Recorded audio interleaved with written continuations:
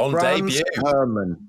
I didn't mind that. Yeah, 296 GT3 Nürburgring, smashing the record, and then a bit of a nod to it from F1 and the graphics. He's unbelievable, isn't he? I mean, he's just had a kid, and he buggers off to the Nürburgring and smashes the lap record on his weekend off. I wonder what Kelly's saying back at home. Max Verstappen pulls off the most savage move of the season. Check this video out. It's one way to get out of doing the nappy changes, I suppose. Too right. I mean, I'd never get away with that. But then again, I'm not Max Verstappen, and nobody else is here anyway. Okay, so on that move, Ted, I'll start with. Well, no, Harry, I'll start with you because obviously you were talking about it. That's the move of the season, wasn't it? At turn one by Max Verstappen. It's got to be.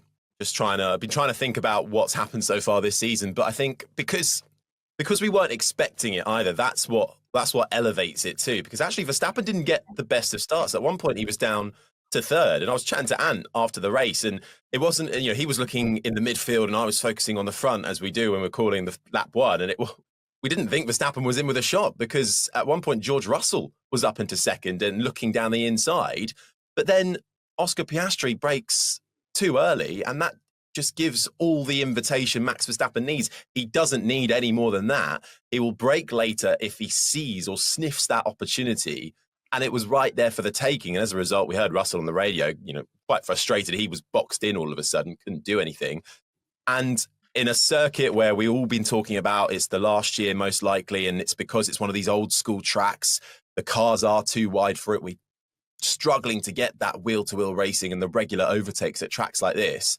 That's what elevates this as the move of the season, and just reiterates how if you give even the smallest of inches to Max Verstappen, he will take it and run. This is classic Verstappen, turning unpredictability into dominance. That move capitalized not just on a mistake, but on a mindset. While others hesitated, Max committed. And on circuits like this, where overtaking is rare, that kind of ruthlessness becomes legendary.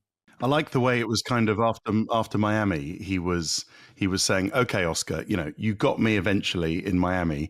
Everybody said how clever you were in Miami about, making me outbrake myself, and those ruddy brakes. I blamed those ruddy brakes. Whereas, you basically wore me out and then overtook me. Sorry, Oscar. This is the way we race. This is the way I'm going to race you. I'm just going to go." And Oscar's now got a really interesting decision.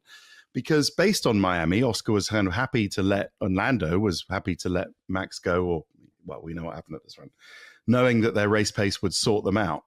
But if Red Bull's, advantage like that, all right, maybe not Monaco, but Spain perhaps, continues, they can't afford to let him just go like that, especially the way Oscar's race just completely unraveled after that, Simon. So what do McLaren do next?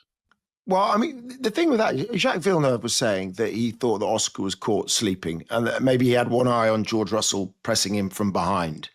But if the shoe was on the other foot, that space, would it have been left by Max Verstappen? I mean, it was like, I don't know. I mean, for me, it was just a brilliant move. But by Oscar's own admission, he should have braked later.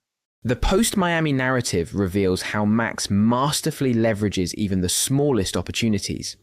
His decision to let things unfold before making his move wasn't a sign of weakness, but a carefully orchestrated tactic that caught the competition off guard. This level of strategic thinking forces teams like McLaren into reactive modes, highlighting how even a slight misjudgment can be exploited when you're racing against a driver of his caliber. It's an impressive blend of finesse and aggression that truly defines his racing style. I think also the nature of how you approach that first chicane as well. Pole is on the left-hand side, and it's slightly curved. It's not a main straight. It's a constant kind of slight turn of the steering wheel right, then back left towards Tamburello before you get there. So if Piastri holds that racing line as he did and then moves to defend, in a way, he kind of digs himself in because the track slightly comes in on yourself because naturally the racing line, it widens the entry to the corner and that allows you the quickest route in. And I think maybe that was what ultimately undid him. He should have, perhaps in hindsight, moved across further to the right-hand side to sweep in. But Was his eye distracted on Russell behind, who'd had a good start, thinking Verstappen had fallen back slightly as he did?